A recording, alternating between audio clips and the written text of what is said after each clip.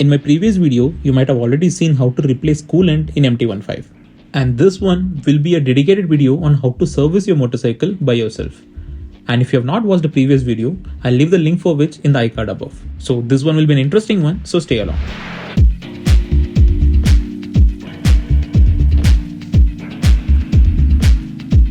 As with all the services that I do, I'll start with flushing the engine. It is very important to use a good quality flush, and in this case I'm using Motul. Making sure that the engine flush that you have purchased is actually sealed and pouring the entire container into the engine oil that is already there.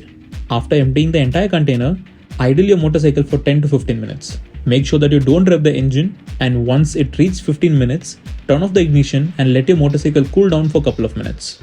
Once this is done, it's time to drain the engine oil. And in this case with the MT15, the drain bolt is actually located below the engine.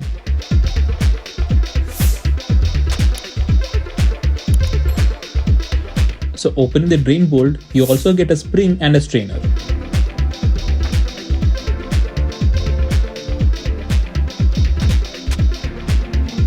While the engine oil is draining, let's move on to remove the oil filter.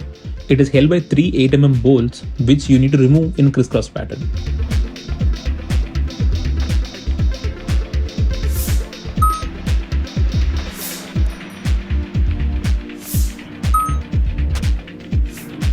Once the oil filter housing cap is removed, let's go ahead and take out the oil filter. You can see the condition of the old oil filter here, and it is very important to replace this on every service. Now, speaking of the oil filter housing cap, I have removed the old O-ring and I'm gonna clean the entire groove using a clean piece of cloth and a screwdriver. Once the cleaning is done, you can insert the O-ring, make sure that you replace it with a brand new one, and make sure that the O-ring is seated properly onto its groove that is provided. Now this is the new oil filter that I purchased from Yamaha, and I'm gonna replace this, but before that, we need to pre-fill it with fresh engine oil.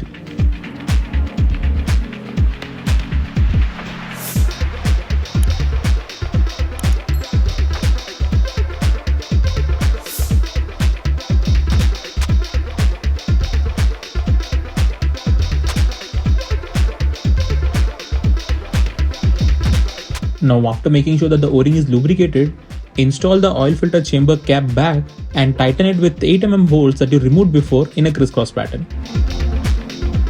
By this time, all your old engine oil might have already drained. Now let's move on to cleaning the drain bolt. I'm using WD-40 here to clean the drain bolt completely, and the same process I'm following to clean the strainer too.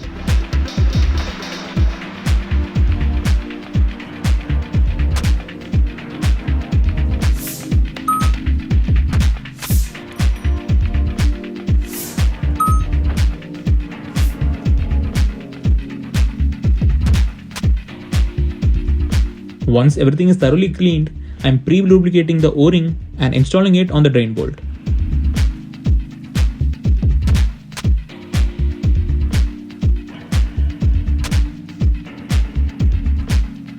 Now before installing the drain bolt back, don't forget to insert the spring and the strainer and tighten it until snug fit.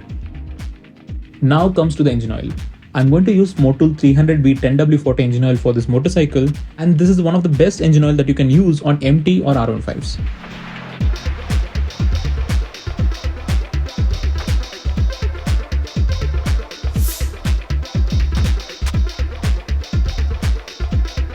Now let's move on to removing the air filter. For this you need to start with removing your rider or pillion seat and take out the entire seat out. And oh god, look at the condition of this. If you want me to make a dedicated video on how to do an interior cleaning for your motorcycle, comment down below. Now off camera, I'll be removing all the side and tank panels in order to get an easy access to the airbox. Now the airbox itself is held by 4 screws which we need to remove in a crisscross pattern. Now gently lift up the airbox cap, and now you can take out the old air filter. For comparison, this is a new air filter that we purchased from Yamaha, and you can see the condition over here. Now the installation is opposite of removal, so now I'm going to replace the old one with a brand new one. Install it in place and tighten all the 4 screws that you removed before. Also, I'll be installing all the tank panels back. Before we wind up with the service, one final thing I would like to do is adding a carbon cleaner. This time I'll be using Yamaha's own carbon cleaner here. I'm going to empty this entire bottle onto the tank full, and rest this carbon cleaner does its job.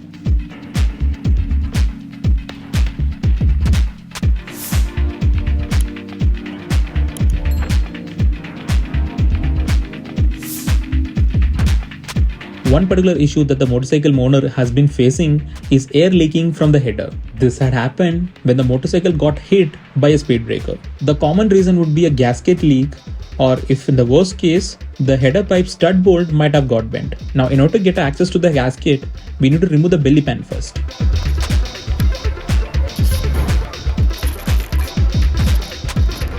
I'm also going to loosen the exhaust bolt so that we can have some room to play with while we remove the header from the engine.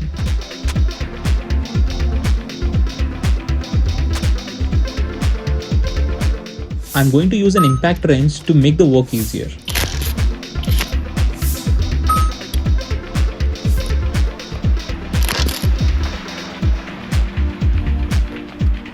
Removing the two bolts holding the entire bent pipe onto the header, you can see the damaged gasket already. Using a flathead screwdriver, let's take out the old gasket.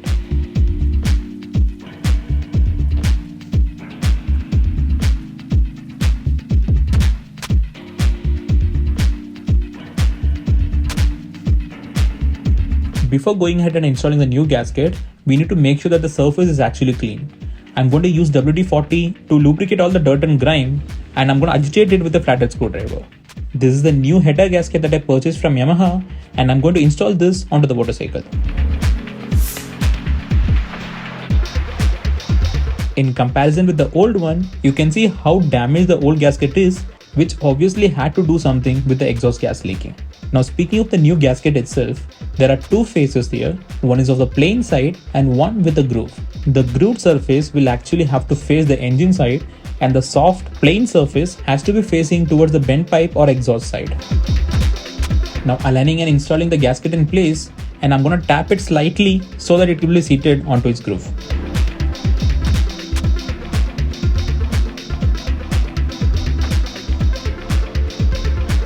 Now it's just a matter of installing the header pipe back and tightening both the stud bolt in a crisscross pattern.